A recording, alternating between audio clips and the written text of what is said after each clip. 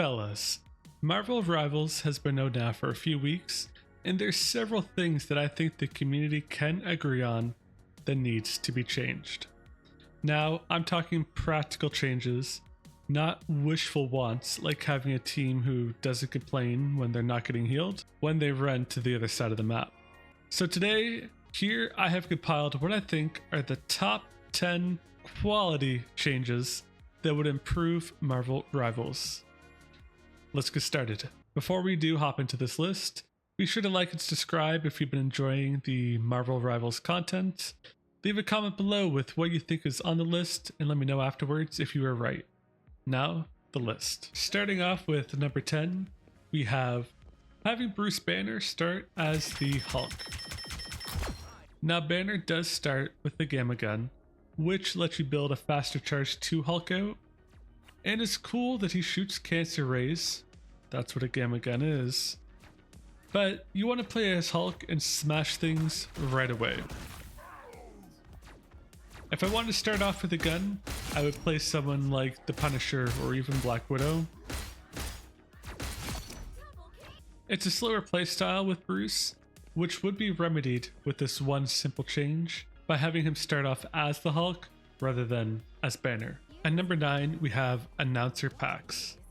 This would be something that would sell like hotcakes in the store. There's so many great Marvel choices and any one of them would be perfect. Samuel L. Jackson's voice would be a fantastic change-up. J.K. Simmons' voice, who plays J. Jonah Jameson, would also be a fantastic pick as well.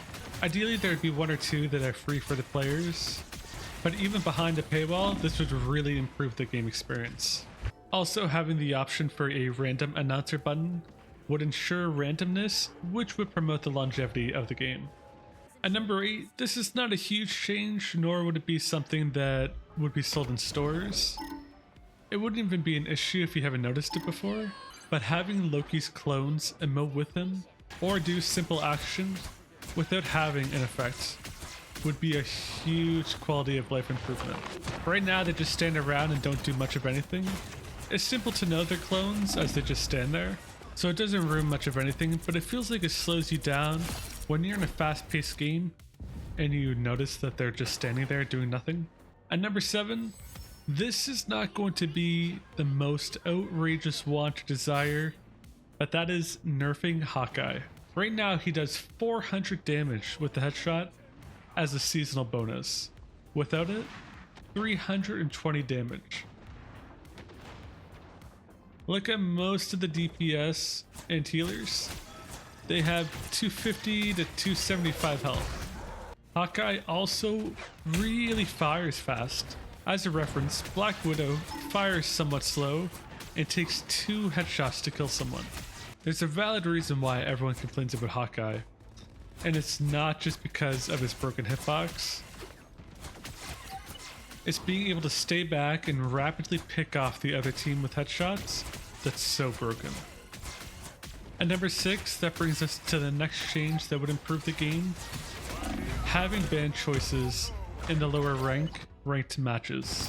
The metal ranks are getting destroyed by overturned heroes. This is something that the higher ranked games already have added, so it wouldn't even be too much work to get updated. This would throw a wrench onto the other team, helps promote playing different heroes, and will help ensure the matches are not played exactly the same each time, with maybe only a small difference. This won't matter at all for public matches, but it is a terrible chaos in the middle ranks. Now number 5, this is something we did touch on earlier within the list, but the hitboxes in this game are really bad. Hawkeye, however, is not as bad as everyone says. Yeah, I earned that one.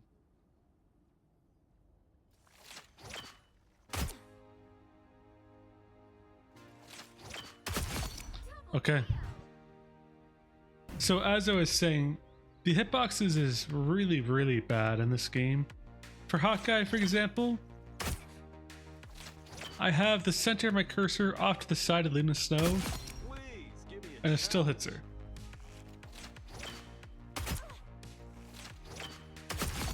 That is not okay. Not for someone who is doing 400 damage but fixing hitboxes in general would probably be the best thing done here today. Hawkeye can shoot up beside you and get a hit. Jeff can swallow you outside of his ring radius. And honestly, with your chosen main, I bet they do have a broken hitbox as well, and you'll notice it more than other people. At number 4, we have role locking. That is something that should be addressed in the next season. Playing the game with 1 tank and 5 duelists, or 4 DPS and 2 support, just isn't good enough, and you shouldn't be handed a bad hand just because your 5 teammates want to play the DPS game. Now, you can say freedom of the player, sure, but if that means 5 DPS get picked, I should be able to leave the game without penalty. Now, this is just a small one here that was touched on prior again, but one that was really cemented after playing the Winter Celebration. Jeff's ult needs to be addressed. There is a ton of ways of getting out of being swallowed, but there should be a hype block or something similar that would keep you safe. Also, this ring radius,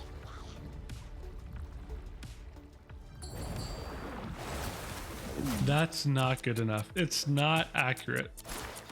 And it was funny and cute the first time that I got swallowed, but now the joy is gone. It's not game breaking when this happens, but it hurts the soul. Now, the second to last place is going to be the price of skins being way too dang high. Now, for this Spider-Man costume, just as an example, it is 2,600 tokens. For that 2,600 tokens, I need 2,400 lattice at the moment. Which, if we can do the math here, 10, 20, and then $4 on top of that. Not counting the tax, that is $26 for a skin. I know the game is free to play, but $26 for a skin? I know they have to earn money somehow. That's a great point. Players will not be, well, I can't say that. Majority of the players will not be shelling out $26 for all of their favorite skins. Now, I would gladly pay some money, especially for a free game, for a skin of my favorite character. But $26? I can buy some great games for $26.